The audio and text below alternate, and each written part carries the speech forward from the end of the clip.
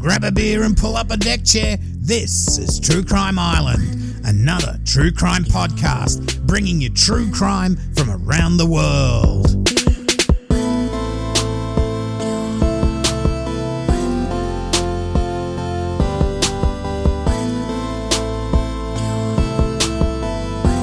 Hi, I'm your host Cambo. Grab a beer and pull up a deck chair. This is True Crime Island, another true crime podcast. Hi Islanders, I hope you're all well. Tonight we have another serial killer, this time from England, well, Scotland I suppose. He preyed on homeless young men, offering them a bed for the night, but then brutally strangled, drowned, and he wanked himself when they were dead. He was nicknamed the British Jeffrey Dahmer, but he was also known as the Muswell Hill Murderer and the Kindly Killer. This is the story of Dennis Nilsen, and a big shout out to Truman who suggested the case. Now, my references tonight are Paul Sutherland from the True Crime Enthusiast podcast. If you haven't heard Paul's podcast, you should give it a try. Also, the Murder Mile podcast by Michael J. Buchanan Dunn, another podcast to look out for. And Michael, he actually performs walks around London's Murder Miles, which hopefully he will be able to start up again this year if that flu dies down. Also, the Independent UK, BBC, the Sacramento Bee, the Leaf Chronicle, the Guardian, the Sydney Morning Herald, the Observer, the Age, the Audible book, Killing for Company by Brian Masters, and The Sun. Okay, so many of you may already know of Nilsen. Some of you from the mini-series called Des, which for the life of me I couldn't find to watch online without signing up to some subscription thingo in the US. Anyway, on the 30th of December 1978, at age 23, Nilsen would meet up with a very young guy who he thought was about 17 years old at the Cricklewood Arms pub. Actually, he was just a boy of 14 years. What would happen that night and the next day would change the course of Nilsen's life forever. Now, Dennis Andrew Nilsen, or Des as he was known, was born on the 23rd of November, 1945 at Fraserburgh, Aberdeenshire, Scotland. Aberdeenshire, Scotland. I think I got that right. About an hour's drive north of Aberdeen. Now, he was the second of three children born to Elizabeth White and Olav Moksheim. His father, Olav, was a Norwegian soldier who'd fled to Scotland during World War II when the Germans occupied Norway. He was part of the Free Norwegian Forces, and when he married Elizabeth, they stayed at her parents' place. Now, he was very involved with the Norwegian Free Forces, and he did neglect his marriage and family. They were divorced in 1948 when Dennis was only 3 years old. Now, Nilsen was close to his grandfather. They went on long walks and hung out together. At age 62, while working as a fisherman in the North Sea, his grandfather died of a heart attack. His body was brought back to the family home, and when Nilsen, only aged 6 years at the time, had a look at him, he was told his grandfather was sleeping and going to a better place. Now, Nilsen waited and waited, then realised his beloved grandfather was never going to return. Now, this loss of his grandfather would shape Nilsen probably more than any other event in his early life. The loss of someone he was so close to and loved so much was deeply etched into his psyche. At around 10 years old, he nearly drowned, but was saved by another kid. He felt himself drifting away in the water. He actually thought his grandfather was going to come and save him. Now, as he got older, he realised he was gay. Although he was attracted to other boys, he didn't really act on any of his urges. Now, remember, this is in the mid-50s, and homosexuality is not a thing you come out about. It wouldn't be until 1967 for homosexual acts to become legal in most of the UK, and I think from what I could see, it wasn't until 1981 that it was legal in Scotland. His mum ended up marrying again in 1955 and had 4 more kids. They moved to Striken in Aberdeenshire.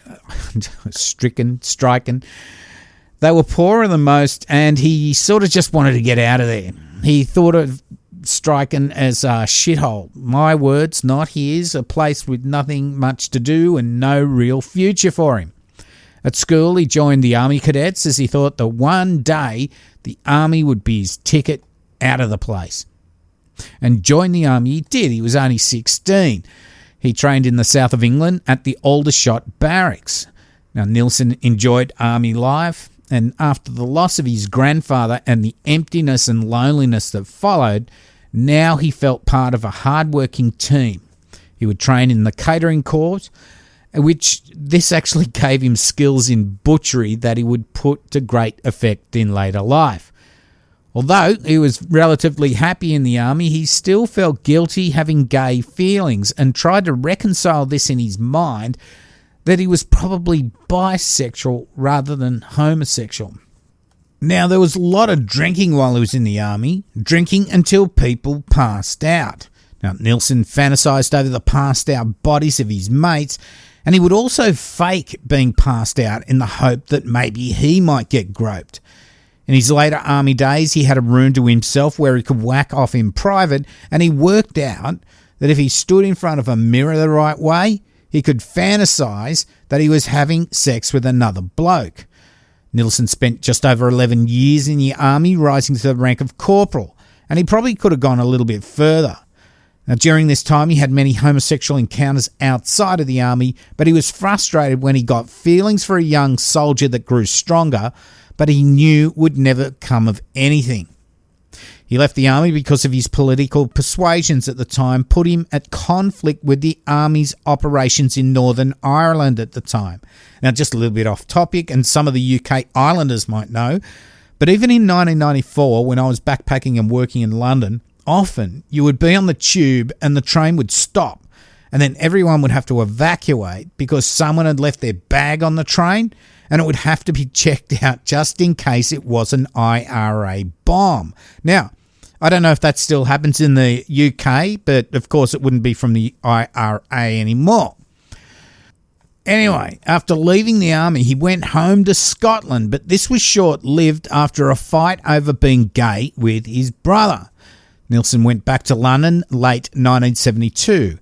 In April of 1973, he joined the police force, hoping to get that air of camaraderie that he got in the army. But it wasn't to be. Where the army life was filled with discipline and everyone worked as a tight-knit group, the police force just wasn't the same. Once he finished work, he was alone. He filled his lack of company by frequenting gay bars around London. There was the Golden Lion and Salisbury pub in Leicester Square, the Coleherne Arms in Earl's Court, the Black Cap in Camden Town, the King William IV pub in Hampstead, and the Cricklewood Arms in Cricklewood. Thanks, Paul, for your list of pubs. However, the relationship Nilsen had were either one-night stands or just didn't go anywhere. He was looking for a long-term relationship, not one where his lover would leave him the next morning. After leaving the police force, Nilsen found some work as a security guard until he landed a civil servant position at a job centre in Denmark Street, Charing Cross. At this stage, Nilsen lived at 80 Teignmouth Road, Cricklewood, around the corner from Willesden Green Station. It's here he met 20-year-old David Gallatin, who was being hassled outside the pub by a couple of blokes. Nilsen intervened and they went back to his house. They got along well and decided to move into a bigger place together at 195 Melrose Avenue, just around the corner. The ground floor flat had a garden in the back that Nilsen asked to have exclusive use of in the terms of the rental agreement. Now, this relationship became strained after about a year. They stayed living together, but eventually they slept in different rooms and would bring home casual partners. By May of 1977, Gallatin left and formally ended the relationship. So again, Nilsen was alone, felt unworthy as a partner, was drinking to excess, and tried to blank all of this out of his mind by working hard at the job centre. Okay, so now things start to go crazy. On the 30th of December 1978, Nilsen was drinking at the Cricklewood Arms when he noticed a young man being refused service. He approached the guy that he believed to be about 17 years old, Nilsen himself being 33 at the time, and offered drinks back at his place. They got drunk and passed out in bed. In the morning, Nilsen was afraid to wake his sleeping friend because he feared he would leave him. Nilsen grabbed a tie that was on the floor, a necktie, put it around the guy's neck. He then straddled him as he tightened the tie. The young guy woke up and they struggled, falling onto the floor. Eventually, Nilsen got the upper hand and the body went limp, but wasn't dead. Nilsen went to the kitchen, got a full bucket of water and pushed his partner's head into it until there were no more bubbles. He then smoked a cigarette and made coffee. And the dog came into the bedroom and sniffed the dead man. Now, Nilsen ran a bath and washed the body. He then pulled him out of the bath and sat it on the dunny, which is a toilet, by the way. He then took him to the bedroom and put him on the bed.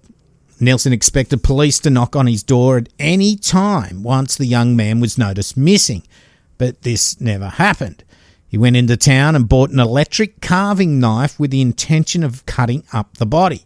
He didn't use it for this, though. Instead, he ended up taking it to work and used it there in the kitchen, probably for cake day, I don't know.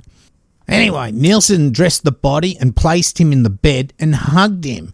He did try to have anal sex with the corpse, but he couldn't maintain a hard-on, so he decided to put the body under the floorboards. At this stage, he couldn't because of rigor mortis. He gathered up the young man's clothes and threw them out in a bin. Now, once the body had become pliable again, he stuck him under the floor.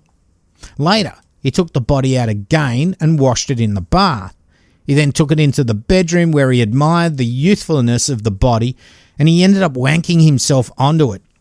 Later, he suspended the body upside down and he wanked himself again. Now, when he finished, he put the body back under the floorboards. Nilsen would then meet Martin Hunter Craig. Now, Martin would become his only friend. Martin said that he was a great laugh and fun to be around. Now, Martin led a bit of a nomadic life. He had no permanent address and couch surfed wherever he could get a place to stay. They met one afternoon in Soho, and Nilsen asked if he wanted pizzas and to go for drinks. Now, Martin told him he had no money, but Nilsen was happy to pay. Nilsen then asked if he wanted to go back for coffee, and Martin agreed. Nilsen was about 32 or 33 at this stage, and Martin was in his early 20s. They then had a casual affair. Martin didn't see him as a lover, rather he saw him as an elder brother. He knew he couldn't love him, but he liked spending time with him, saying he could sleep with him, but nothing more than that. Now, Martin didn't live with Dennis, rather he would only stay with him when he was in London.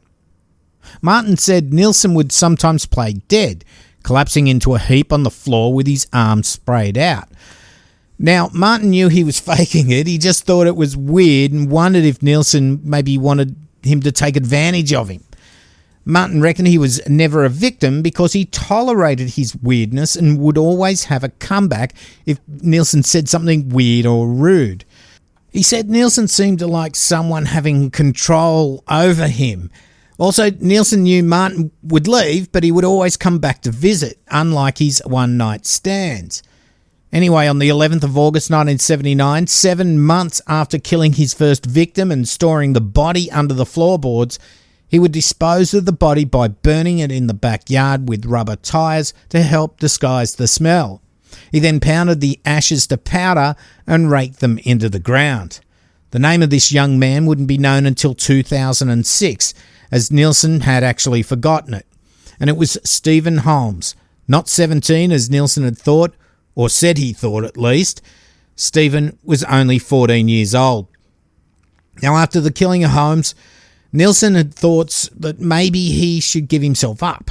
Now, he didn't feel like doing it again at all. He actually felt quite terrified of the consequences. But in October of 1979, Nilsen met up with Andrew Ho, a young Chinese guy. They went back to his place and they discussed participating in some BDSM. Andrew went along with it as he was hoping to get a bit of a payday out of it, some money, and he didn't mind a bit of bondage anyway. But then Nilsen tried to use a necktie to strangle Andrew, and in the resultant struggle, he was able to break free and he ran out of the house. He then called the cops and told them of the attack. They did attend 195 Melrose Avenue, but nothing further happened. The cops probably putting it down to some queer rough play gone a little bit too far. Then on December the 3rd, 1979, Canadian student Kevin Ockenden had been staying at the Central Hotel in Argyle Street, London. He went out with his camera to take tourist pickies, you know what you do. He met Nilsen at lunchtime in a West End pub. Nilsen had a few hours off work that day, so they had a couple of rounds of drinks and toured the city taking photos and feeding pigeons. In the late afternoon, they decided to go back to his place to eat and then go out for drinks. Now, after eating, they decided to buy booze and drink back at Nilsen's place. Now, Kenneth was due to fly home to Canada the next day. However, he would never go back to his hotel or make his flight. Although they had a great time together that day, Nilsen couldn't get out of his mind the fact that Kenneth was going to leave. Nilsen strangled him with the cord from a set of headphones he was wearing while listening to music. He would strip him and bathe him, then put him in his bed and sleep with him. The next day he put him in the cupboard and went to work. He brought a cheap Polaroid camera on his way home, and then he took the body from the cupboard, sat him on the kitchen chair and put undies, shirt and socks on him. He arranged Kenneth's body in several positions and took photos. Nilsen then took Kenneth's body to bed and laid him on top of him while he watched TV. Now, while watching TV, Nilsen would speak to him. He then had sex between Kenneth's thighs. He then put Kenneth under the floorboards. Now, over the next few weeks, he would take Kenneth from the floorboards, sit him in a chair and watch TV with him before returning his body back under the floorboards. Now, the coldness under this floor helped keep the body fresh. Now, Kenneth would be reported missing, one of only a few of Nilsen's victims. 16-year-old Martin Duffy would be Nilsen's next victim. He was a troubled youth who had run away from his Birkenhead home near Liverpool at 15 years of age. He hung out at gay bars and took Valium. Now, he seemed to be getting his life back on the rails, getting a job, returning home, studying catering, and he even got himself a girlfriend. But then he was busted fare evading by the cops, and this seemed to fuck him up a bit. He packed his things and told his family he was going to live in New Brighton, and that's not actually that far away. However, they lost touch with him after the 13th of May in 1980. He ended up in London, sleeping rough until he met Nilsen. Now, Nilsen offered for him to stay at his place, and Martin agreed. After only a couple of beers, Martin crawled into bed. Then Nilsen straddled him and strangled him until he was unconscious. Nilsen then carried him downstairs where he filled the sink with water and held his head under for about 3 minutes or so until he was dead. He then stripped him and took him into the bathroom. This time Nilsen lay in the bath as well with Martin's body on top of him. Nilsen then took him and sat him on the kitchen chair, dried him off and then placed him on the bed. Now, Nilsen spoke to Martin, telling his corpse that he was the youngest that he'd ever seen. He kissed him all over and held him. And then he wanked himself on Martin's stomach. He stored him in the cupboard until he started to bloat, and then he put him under the floorboards. Now, Nilsen's fourth victim would be 27-year-old Billy Sutherland, a heavily tattooed and heavy drinker from Edinburgh. Billy had been to juvie and to prison. In Scotland, he had a girlfriend and a baby, but when he went to London, he would sleep from place to place and with men for money. Even though he was a bit of a bad boy, he would always keep in touch with his mum. In May of 1980, he met Nilsen in a pub at Piccadilly Circus and then went on a pub crawl, ending up at Charing Cross Road. Nilsen was pretty pissed and decided to go home. Now, as he got to Leicester Square Station, he noticed Billy had followed him, with Billy telling him that he had nowhere to sleep. Probably because he was so pissed, Nilsen had no recollection on how he killed Billy, saying that he saw a dead body on the floor when he woke the next day and it had been strangled. Billy's mum notified police that her son had not been in contact with her and he was listed as a missing person. Now, there were 40 other missing Billy Sutherlands on the record at that time. Now, the next few murders, Nilsen has little or no recollection of who they are. Now, also, investigators can't find them either. Now, this would be because of a combination of the victims being drifters, not having regular contact with others, and their remains would be virtually eliminated. It's around this stage that Nilsen had run out of room to store these bodies. He would leave their soft tissues for rats and foxes to eat and burn whatever was left, using tyres to disguise the smell. Now, I can't imagine the smell inside his flat. He did use joss sticks, or some call them incense sticks, to cover up the smell, along with these air fresheners that you buy. Also, he would spray insecticide inside to help keep the maggots in the bodies under control. He said the most he ever had under the floorboards at any one time was 6 bodies. I don't know. If I leave the cat's food out during the day and I come home from work and it's been, say, maybe a little warmish day, you can certainly smell that food if she doesn't eat it all. So I can imagine if you've got 6 bodies under your floorboards, what it must smell like. So, as I said, there isn't much info on these next victims. Nilsen's 5th victim was probably a Thai or Filipino male sex worker. The 6th was probably an Irish labourer. The 7th was a starving hippie type he found sleeping in a doorway at Charing Cross, and he couldn't recall anything about the 8th victim. Now, the 9th and 10th victims were young Scottish men that he'd met in pubs in Soho. Now, his 11th victim was a punk skinhead he picked up in Piccadilly Circus.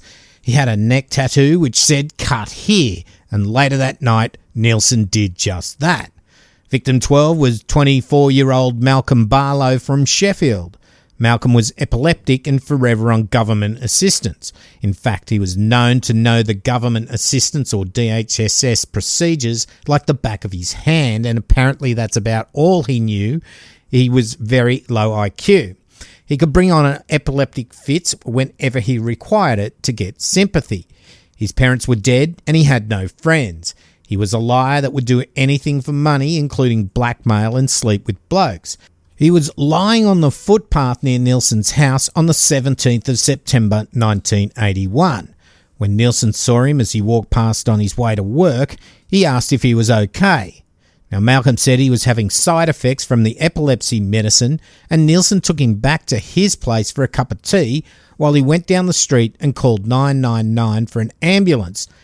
Back then, we didn't have mobile phones, of course, and not many houses at all had telephones in there, so you'd have to go to the telephone box. So he's left the guy in the house and he's gone down to make a phone call. Malcolm was taken to Park Royal Hospital where he spent the night. The next morning on the 18th, he left the hospital, signed on at the DSS first, and then he went back to Nilsen's house and sat at his doorstep waiting for him to come home from work. When Nilsen arrived and asked why he wasn't in hospital, Malcolm replied that he was better now and they had discharged him. Now, Nilsen offered him a meal and they sat and watched telly. Nilsen had some booze and Malcolm asked for some too. But Nilsen initially refused this on the grounds that it wouldn't go well with his medicine. However, Malcolm wouldn't let up, and so Nilsen gave him some. After a couple of drinks, Malcolm passed out. After an hour, Nilsen tried to wake him, but he was out cold. He wondered if he should call an ambulance, but instead, he strangled him. He turned off the TV, and then he went to bed. The next day, not bothered to put him under the floorboards, he stuck him under the kitchen sink and went to work. Now, this would be the last victim of Nilsen's at 195 Melrose Avenue before he moved to a new place at 23 Cranley Gardens, Muswell Hill, and that was in October of 1981. Now, this came about after his place was broken into and ransacked. Police attended Nilsen's place. They made their general observation, asked questions and all that, and then they left. Now, all the while, they were standing on maybe 6 of Nilsen's kills. I mean, what the fuck? Didn't they smell rotting bodies in the house? Or did they just smell something off and they just wanted to get the fuck out of there because it was so stinky? Really? I don't know. Now, Nilsen was offered a place at Muswell Hill and money to relocate. Now, he would have to dispose of these remaining bodies in the flat, and he did this by his usual method of burning them with tyres in the back garden. And the other thing is, these funeral pyres that he was burning out the backyard, even the remains after he'd stripped most of the fat and stuff off and the foxes and the rats had eaten all that, they were still huge fires. In fact, some of the kids would come round and have a look at these fires, especially with the tyres burning, all that rubber, the black smoke. Nothing was done. It's just crazy. Now, the place at Muswell Hill wasn't like the Melrose place. 90210. It wasn't like the Melrose Avenue place, which had a ground floor with a garden. Muswell Hill was a 3-storey flat split into several units. Now, Nilsen was on the top floor, so hiding bodies under the floorboards and burning them out in a back garden just wasn't an option. But this didn't deter him at all. He actually ended up asking his old friend Martin Hunter Craig to move in permanently. But Martin declined because of the drinking and constant weirdness of Nilsen. He could handle it probably for a few days at a time, but no way could he do it on a permanent basis. Now, after moving in the first couple of months, Nilsen took many guys back to his flat without killing them. But then on the 23rd of November, he attempted to strangle 23-year-old Paul Nobbs, who he met at the Golden Lion in Soho. Nilsen attempted to strangle him, but for some reason stopped. Now, Paul was unsure what had happened when he woke the next day and presented himself to hospital. The doctor told him it looked like someone had tried to strangle him and to go to the police, but he was afraid of being outed, so he did nothing. The next one to get away with his life was 21-year-old gay man and drag queen Carl Stoddar, also known as Cara LeFox. Nilsen met him at the Black Cab pub in Camden Town. Now, they went back to Nilsen's place where they were continuing to drink. When Carl passed out, Nilsen tried to strangle him with the zipper of a sleeping bag. Now, what's weird about this is that Carl passed out, but then he came back to consciousness after Nilsen's dog was licking his face. Now, Nilsen thought, oh shit, now I better try and drown him. So he did try, but that just didn't seem to work. He then resuscitated Carl, and when he came to, Nilsen told him that he'd slept funny and the zipper of the sleeping bag had got caught around his neck. In the end, he took Carl to the train station and let him go. Now, Carl did go to the hospital, and he would have psychiatric help from the distress of these events. He told the doctors how he felt he'd been attacked by strangulation and that his head plunged underwater, but he just couldn't recall everything. Now, the psychiatrist told him that he was just making it all up and gave him heaps of drugs to try and get over it. About a year later, he would be tracked down. Carl would be tracked down and interviewed by police. Now, Carl wasn't having crazy thoughts at all. It would be very valuable in the witness box in the end, but we'll get to that in a little bit. Nilsen's 13th victim and first at Muswell was petty criminal John Howlett. They'd met once before and ran into each other at the pub. They ended up back at Nilsen's place. Now, Nilsen seemed to tire of John's company and asked him to leave. John refused and got into Nilsen's bed. Now, Nilsen found a piece of furniture strapping and tried to strangle him. A huge struggle ensued, with Nilsen almost getting strangled himself. But then he got the upper hand, John went limp, and Nilsen got off him. But then, all of a sudden, this John guy springs back to life, so Nilsen tries to strangle him again for a few more minutes. Now, his heart was still beating, so Nilsen dragged him to the bath, filled it up with water. Of course you're going to fill it up with water. That's what you fill baths up with. And he drowned him. Now, John Howlett would be the first body that Nilsen would dismember, as he no longer had these floorboards to hide his bodies under. To speed up disposing of this body, as he had friends coming, and that was probably Martin coming, he started to cut the body into little pieces and flush it down the toilet. Now, this took too long, so he started to boil the head, the hands and the feet. He stripped off all the meat then, and he threw the bones into the bin. Now, some of the bones he threw over the fence into a disused waste area. The other parts he would just store around the house in plastic garbage bags. The 14th victim was Graham Allen, a homeless man that Nilsen had met in Shaftesbury Avenue near Chinatown in London. Now, Nilsen had made him an omelette when he got him back to his house, and it looks like Graham had passed out while eating it. He was just sitting there with half of it hanging out of his mouth. Now, this seemed to piss Nilsen off or disgust him. So he strangled him and then left his body in the bath for 3 days before dismembering him as he did with John Howlett. Now, the problem was that no matter how fast he tried to flush body parts, boil heads and hands, he still had large amounts of rotting flesh stacking up in his flat. He didn't have a freezer. Maybe that's what he should have done, just got a freezer. I don't know. Now, it was noticed that Nilsen had his windows open all the time, and he was just burning joss sticks, the incense sticks, just 24 hours straight.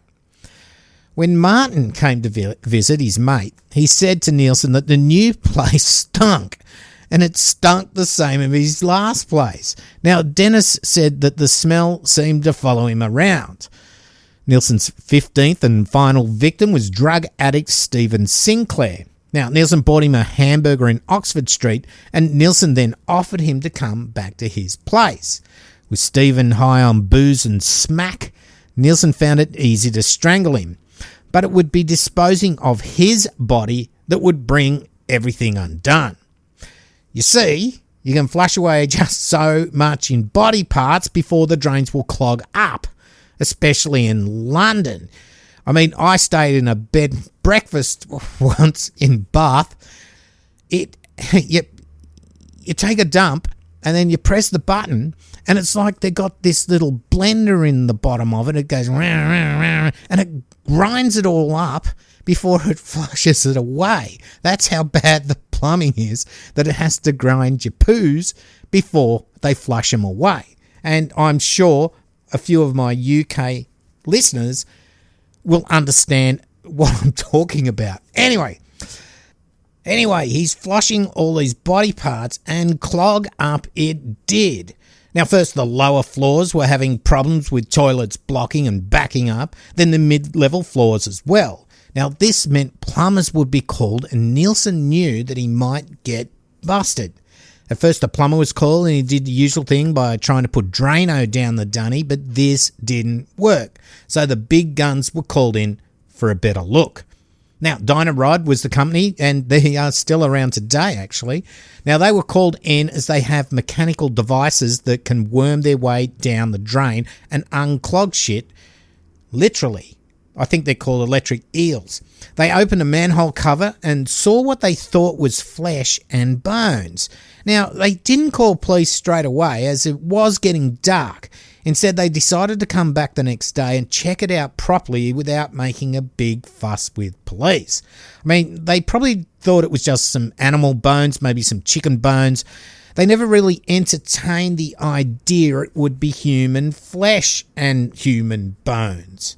Now, that night, Nilsen went down and took off the manhole cover and tried to pull out some of the flesh and bones. Now, he got some of it out, and he even thought maybe he should just go down the shop, get some chicken bones and chicken flesh to replace it with, but he just didn't act on that thought at all. The next day, the dyno rod guy noticed that the manhole cover had been moved as there was a crack in it, and this was now facing in a different direction. Now, when they inspected the contents of the drain, they called police as it now looked like human bones. The cops came and took some of the flesh and bones to the local hospital for examination, and yes, the bones were from a human hand and the victim had been strangled. Now, how the examiner knew the victim had been strangled, the police asked? Well, the piece of flesh, just by some luck, had come from the neck area and had ligature marks. Now, when police asked Nilsen, of course they're going to knock on all the doors and ask questions. When they asked him if he knew anything about the body parts in the drain, he at first expressed disbelief, like, "Oh, I don't know." But then he was told to stop messing around and to tell him where the rest of the body was. Now, he replied, in 2 plastic bags in the wardrobe next to the door. And I'll show you. When police entered the flat, they could already tell that musty smell was the stench of death. They opened the cupboard and saw plastic bags with air fresheners on them. They were full of various body parts. Now, Nilsen was taken downtown, and on the way he was asked if it was 1 body or 2. Now, he just replies matter-of-factly, 15 or 16 since 1978. Now, these remains in his flat were found to be from 3 bodies. One had been there about a week, the other about 9 months, and the third about 18 months. Now, his place in 195 Melrose Avenue, that was also searched with hundreds of bone fragments being found out the back in the garden. Now, when police interviewed Nilsen, he just wouldn't shut up. He went on and on about his crimes in as much detail as he could remember. Now, this was big news. Former cop and army butcher admitting to murdering 15 young men. It would also be found that several men had escaped with their lives. Now, they came forward after all the media publicity, and finally, Carl Stoddard, who the psychiatrist said that the attack he suffered was all in his mind. Remember him? He was contacted by police, and they told him it wasn't in your mind at all. It was real. So here's Carl. He suffers the initial attack. He goes to get treatment, but he's told it's just all in your head, mate. He spends a year trying to bend his mind into thinking it was all a bad dream, taking all these drugs. Then he's told by police that it really did happen. Now, this did fuck him up for life. Carl sadly passed away in 2013, aged 52. Nilsen was charged with only 6 counts of murder, as the police just didn't have all the bodies and the evidence to go any further. He was also charged on 2 counts of attempted murder. Now, the attack on Carl, that didn't end up being a murder charge because they didn't get all that information together and get it to court in time, but he was used as a prime witness. Now, what is disgusting about this trial is that when Carl did front up to court, his mum had just put a little bit of makeup on him to just give him a bit of colour in his face. He just looked awful. Now, the press ridiculed him for being homosexual, for having makeup on, and for being a pathetic sight in the witness box. He was even spat on by homophobes as he left the court. I mean, people, come on. I mean, this isn't 80 years ago. We're talking about in the 80s, the actual 80s, and people are spitting on this guy because he's homosexual. And he's giving evidence for this serial killer, which they didn't spit on. Anyway, Nilsen was sentenced to life with a minimum of 25 years. However, changes to the law meant his sentence would be changed to never to be released. But when Nilsen was able to get £55,000 to appeal this decision, and this, I can see why this angered his victims and the community. Now, there's a whole long drawn-out reasons on why changes to legislation and being able to appeal decisions. I'm not going to go into that. In the end, he just stayed in there till he died, and he ended up dying on the 12th of May 2018, aged 72, whilst at Her Majesty's Prison, Full Sutton in York. Now, that's a maximum security prison. But he'd actually just had surgery at York Hospital, and he suffered a pulmonary embolism and a retroperitoneal hemorrhage. Some words I'm not good for. Now, this occurred following surgery to repair an abdominal aortic aneurysm, and apparently it was an awfully painful death. His autobiography, which he wrote while he was in prison, he was never allowed to publish back then, has just been published, called The History of a Drowning Boy. So, Islanders, what a scary case. I mean, Nilsen was just a dirtbag, stinky dirtbag, preying on just the vulnerable in society. He had an okay upbringing as well, and he seemed to do all right in his employment. He just seemed to have no reason to kill. Now, they reckon, and so do I, that this loss of his grandfather when he was young was imprinted into his mind, and that this was probably the reason he killed his lovers. He just didn't want them to leave. But he had so many that he didn't kill, so it's hard to make any sense out of it. Now, if the police are still looking into this case, maybe with new techniques they can find out the identities of those Nilsen killed but are unknown. Now, here was another one of these serial killers that goes about in society looking just like any other normal person. Even his best friend Martin didn't really suspect a thing, even with the stink in his house. I mean, maybe if Carl had been believed when he told doctors that he'd been attacked, that Nilsen may have been caught and a couple of lives saved. But it's crazy that when his house was broken into and ransacked, that the police investigating was standing on the bodies of victims hidden in the floorboards, and they just didn't notice the smell. I mean, for fuck's sake.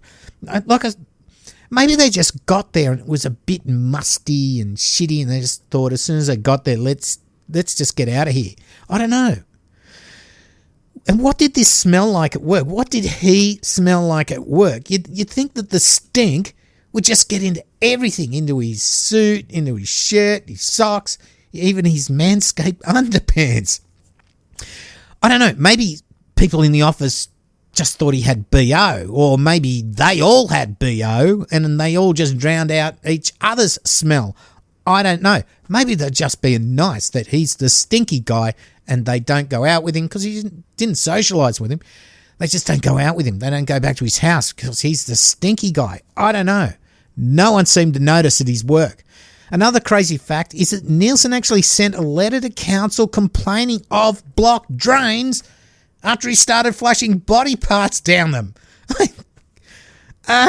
So, Islanders, I suggest you check out my UK mates at the Murder Mile podcast and the True Crime Enthusiast podcast. For I'm sure further, they've got more details in this, and I highly recommend the book Killing for Company by Brian Masters for a deep dive.